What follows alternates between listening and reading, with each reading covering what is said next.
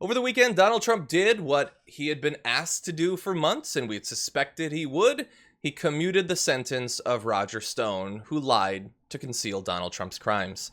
Stone, a longtime Republican operative, was convicted back in November of last year for obstructing a congressional investigation, lying to Congress, and witness tampering. You know, all those things that used to be bad.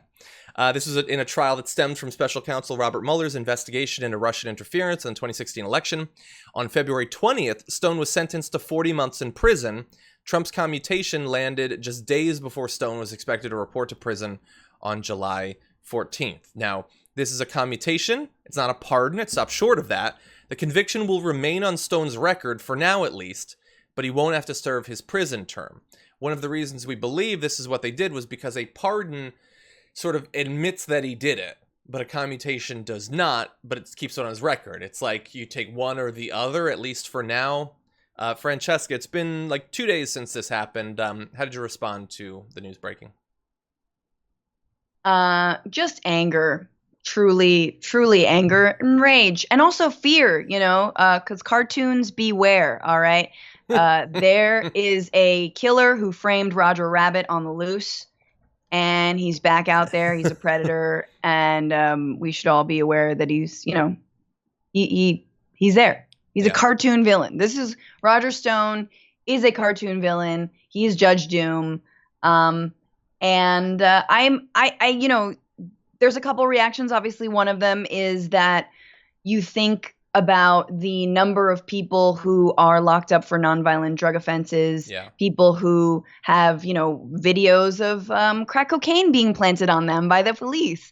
And also how they are suffering in jails and prisons right now, which are experiencing horrible outbreaks of COVID. So that's another layer on top of it, which is partly why Roger Stone said his sentence had to be commuted because he was at risk. So yes, just pure, sheer, unadulterated anger and also lack of surprise. I mean, I think we all saw this coming. Yeah, we did, which is why, my reaction is, I'm just going to be completely honest. This is not how I should react. I'm supposed to be ever vigilant and ever enraged. My reaction is yeah, that's what he's going to do. There was an investigation of the president. People lied, including the president. Never actually was interviewed. Roger Stone lied, blatantly tampered with witnesses, threatening to kill them and their dogs and stuff like that. The whole while, Trump is tweeting about how people that are rats get what they deserve, but you shouldn't be a rat and work with law enforcement. That's what the Law and Order president was saying, sort of implying that if you keep my secrets, you'll be protected. And Roger Stone did, and now he doesn't go to prison, because he helped to derail an investigation into the crimes of the president. Yes. And all of this is just, that's how the system works right now.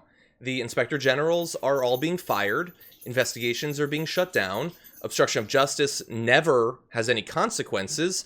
And even if you get properly sentenced, you go through the process, you're supposed to go to jail. If you don't show complete loyalty, you'll never spend a day in jail. So that's the system that we have right now. And you can expect that if Trump gets reelected, that will be, even this process we've just been through will be a nice memory, because we had a process. We're not going to have a process in the future. You'll never hear about these crimes. There won't be investigations because no one will be left who would take part in an investigation. Everyone should be infuriated by this, even though nothing will happen. No, and I think this is where I think that the left sometimes misses the mark a little bit, because people are mad that they either feel that the Russia story was overblown or overcovered, or they, I think, don't believe it, which I believe is a big mistake.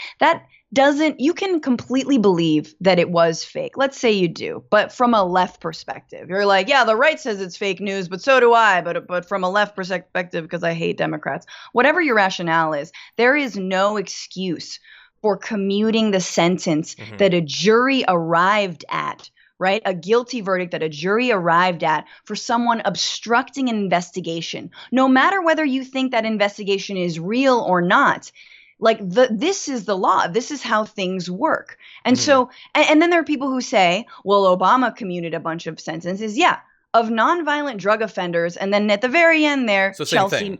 Chelsea Manning. Oh, yeah, Yeah. yeah. Same thing. No. This is someone who's actively obstructing an investigation into the president. It is tit for tat.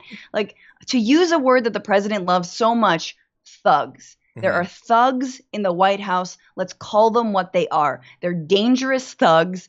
It's like a mafia, It's a mafia kleptocratic mafia mentality. Yeah. These are kleptocrats. They're turning us into looking more like Putin, and Putin's government. So I just, I agree with you. You don't have to believe that there's literally anything with any of the Russia stuff. It's all made up. I have no interest in engaging with that argument anymore. But let's say you believe that.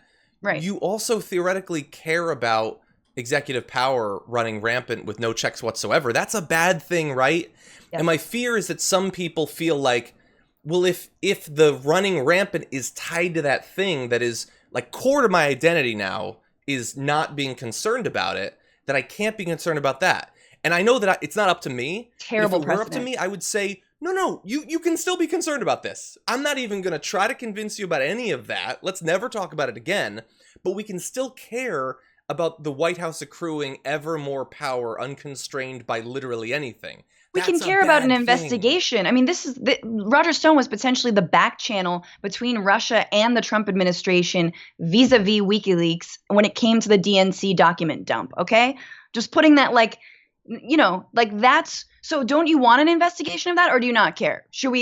Let's go back to talking about Q and, maybe Hillary Clinton was still sick or whatever we're going to talk about, whatever distraction we're going to have. I think those are separate groups, I think. Yeah, but no, I'm saying like there is a coalescing of non-believers around this particular story, and I find it insane. I find it insane that like one of the most like egregious potential conspiracies that is laid out for you by this like middling moderate Republican named Robert Mueller, former FBI.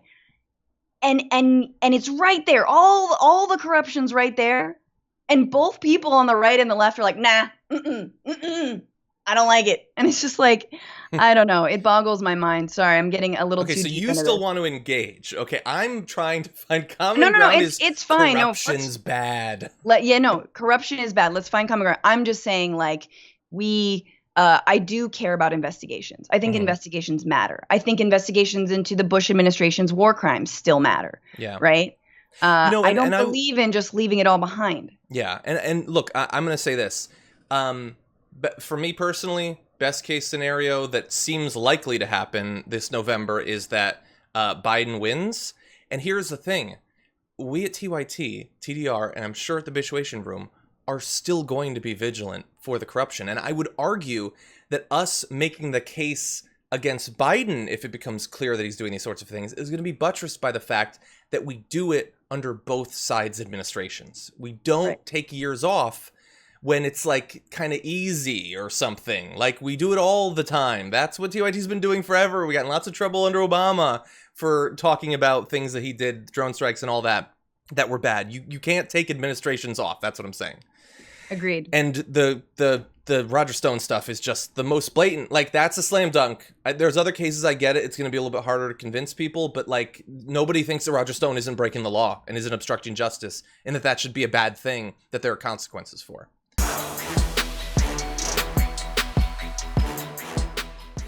Check out the Damage Report podcast each day, wherever you get your podcasts, whether Pocket Casts or Stitcher or iTunes. You can join me as I give you the news and stories you want, with a range of co-hosts and interview guests jumping in on the fun each day. Again, that's the Damage Report, wherever you get your podcasts. And if you get them at iTunes, don't forget to rate and review. Sometimes I'll read them live on the show.